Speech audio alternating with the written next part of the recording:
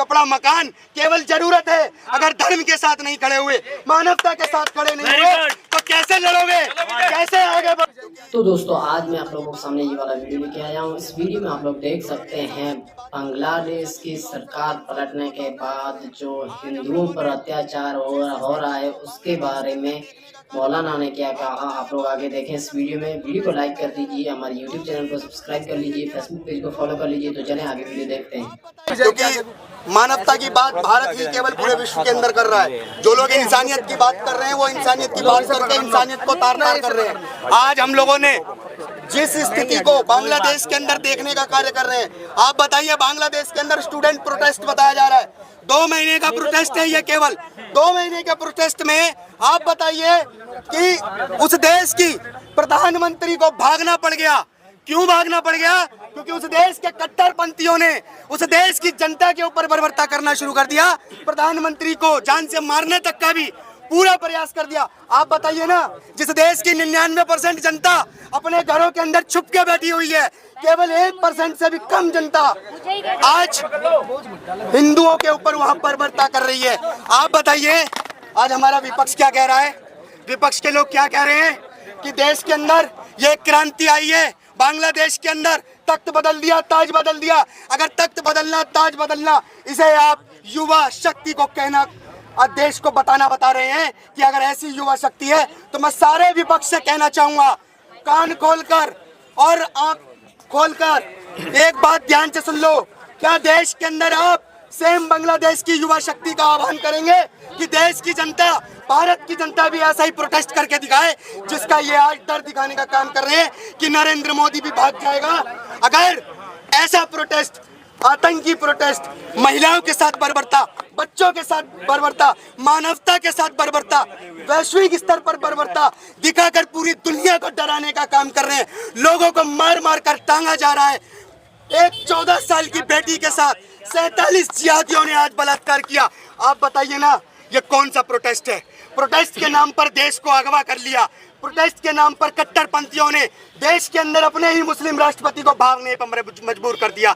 आप बताइए, इस देश के अंदर, दुनिया के अंदर 57 मुस्लिम कंट्रियां हैं। 57 मुस्लिम कंट्रियां होने के भी बाद शेख को, आप बोलिए हसीना शेख को मुस्लिम कंट्रियों में जगह नहीं मिली।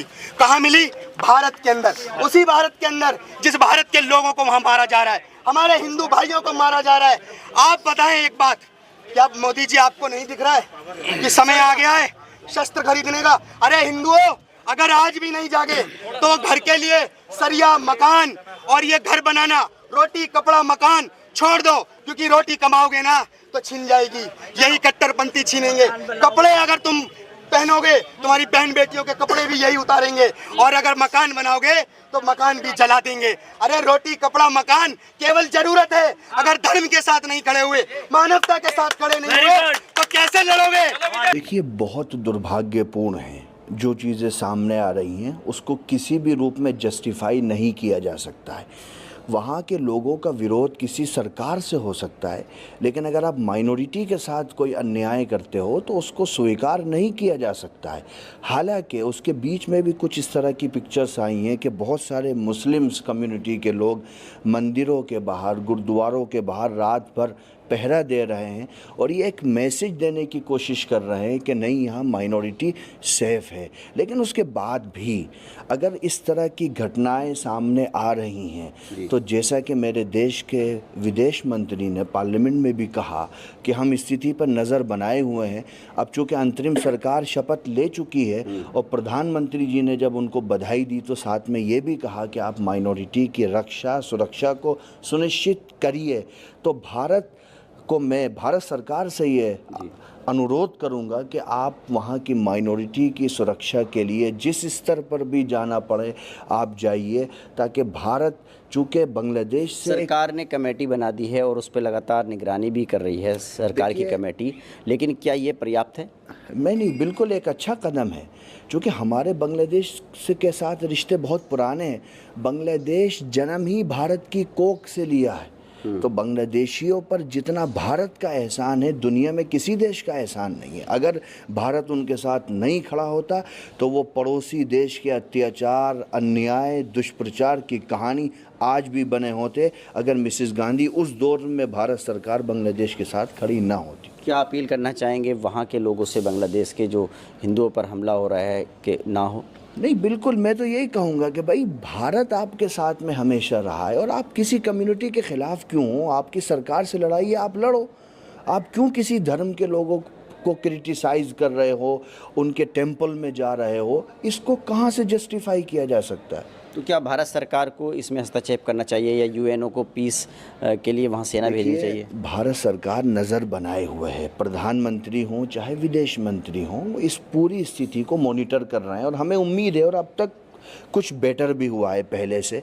जो 2-3 दिन पहले की घटनाएं हैं उनमें कमी आई है। जमीयतुल हिंद इसकी निंदा करती है जो घटनाएं हुई हैं। हर व्यक्ति को निंदा करनी चाहिए कि आप माइनॉरिटी पर अत्याचार कैसे कर सकते हो। ये बताइए कि ये भी बात आ रही है कि जो तख्ता पलट हुआ है बांग्लादेश में, उसके पीछे पाकिस्तान का हाथ हो सकता है। आपको क्या लगता है? देखिए, मैं एक बात बहुत स्पष्ट कह देना चाहता हूँ। मेरे देश की 4000 किलोमीटर की सीमा बांग्लादेश से मिलती है। वहाँ पर किसके समर्थन से तख्ता पलट हुआ है और कौन क्या करना चाहता है, सबको ये समझना चाहिए कि मेरे देश की फ़ौज, मेरी सरकार, मेरा विदेश मंत्रालय पूर्णतः सक्षम है। अगर किसी के साथ मिल कर के कोई ये ख्वाब देखता है कि वो भारत को नुकसान पहुंचा सकता है, तो मैं यकीन आपको दिलाता हूं कि भारत जिस भाषा में वो चीज़ों को समझना चाहता है, भारत उसी भाषा में उसको समझा देगा। हमारा बांग्लादेश पार्टनर है, रहेगा, बहुत गहरे संबंध है, लेकिन हम अपनी देश की एकता, अखंडता और संप्रभुता पर कोई समझौता नहीं कर सकते।